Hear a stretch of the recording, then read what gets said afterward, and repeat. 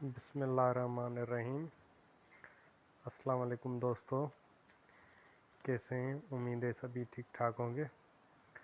तो जैसे कि हमने बेसिक कॉन्सेप्ट्स का लेक्चर शुरू किया था, तो उसमें आज हम बेल पढ़ते हैं और हो सकता है इसके 2 से 3 लेक्चर्स हों। तो जो भी बेल के प्रोविजंस कॉन्सेप्ट्स हैं, granting of bail, refusing of bail, types of bail, सब कुछ पढ़ेंगे। तो काइंडली अगर चैनल सब्सक्राइब नहीं किया तो सब्सक्राइब कर दें। Thank you. तो चलते हैं हम अपनी टॉपिक की तरफ। बेल। तो हम बेल को शुरू करते हैं। बेल जो है ये फ्रेंच वर्ड बेलर से लिया हुआ है, जिसकी मीनिंग है टू गिव और टू डिलीवर।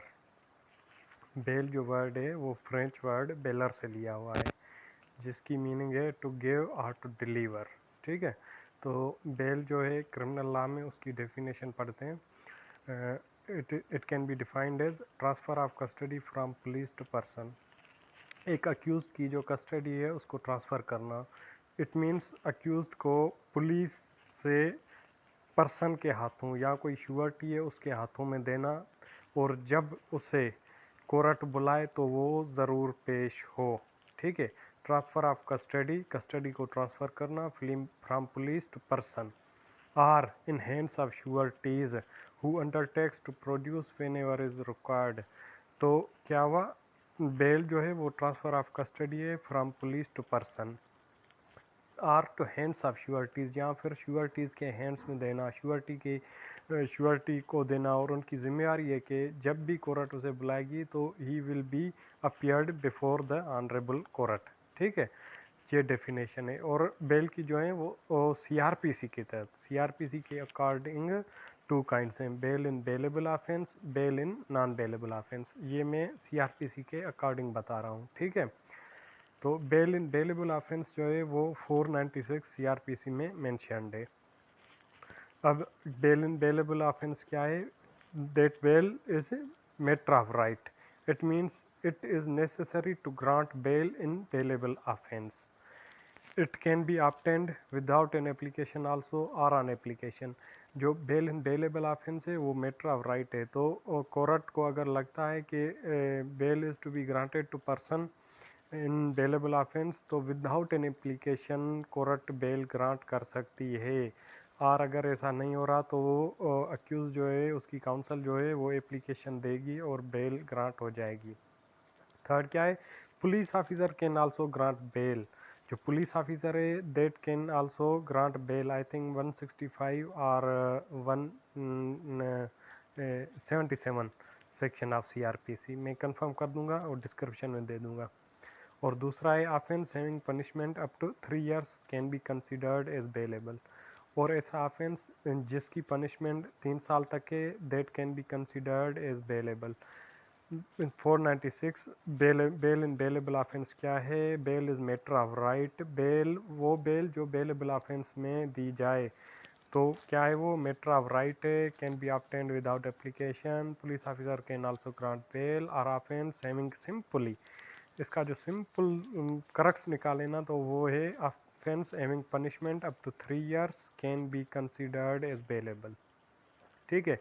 ये हो गई बेल इन बेलेबल ऑफेंस। अब जो था दूसरा नॉन बेलेबल ऑफेंस, तो उसकी 2 टाइप्स हैं, bail after arrest, bail before arrest.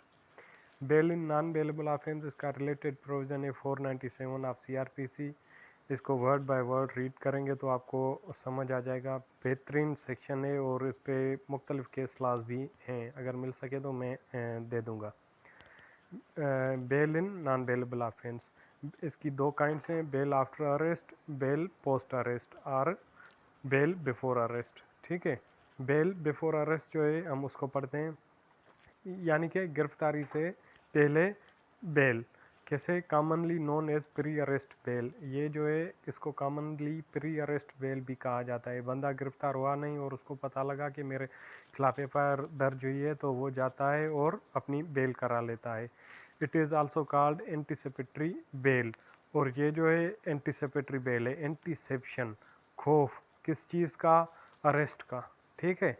उसको खौफ होता है कि अगर मैं अरेस्ट हुआ तो मेरा ये नुकसान होगा, मेरी डिफेमेशन होगी, कुछ भी होगा, तो इसको इसलिए एंटीसिपेटरी बेल भी कहा जाता है। It always filed in session court and high court. जो बेल आफ्टर बिफोर अरेस्ट है और एंटीसिपेटरी बेल है, वो सेशन कोर्ट और हाई कोर्ट में ही दाखिल की जाती है। It's related provision is 498। अब बेल बिफोर अरेस्ट का मैं आपको in bail before arrest in non bailable offence, अब इसका आपको मैं एग्जांपल देता हूँ कि एक बंदा है, वो कराची में या फिर लाहौर में अपनी जॉब कर रहा है, ठीक है, और उसका घर जो है वो सक्खर में है। तो उसे पता लगता है कि मतलब मुझ पे एफआईआर हुई है, ठीक है, सक्खर में। उस पर उसके रिश्तेदार हैं, कज़न हैं, भाई हैं, दोस्त हैं, कोई भी हैं, उन्होंने एफआईआर दर्ज करवा दी है। तो वो अगर वहाँ से आता है विदाउट एनी बेल एप्लीकेशन आएगा, तो जैसे ही पहुँचेगा तो पुलिस उसे गिरफ़्तार कर लेगी। तो वो उस गिरफ़्तारी के खौफ से बेल करवा लेता है कि ताकि मुझे बेल दें और मैं जाके वहाँ कोर्ट के बिफोर अपीयर हूँ और अपनी परमानेंट बेल एप्लीकेशन दाखिल करूँ। तो उसे जो बेल मिलती है उसे कहते हैं एंटीसिपेटरी बेल और bail before arrest. Hope you have understand it. Inshallah we will continue it in other lectures. Thank you.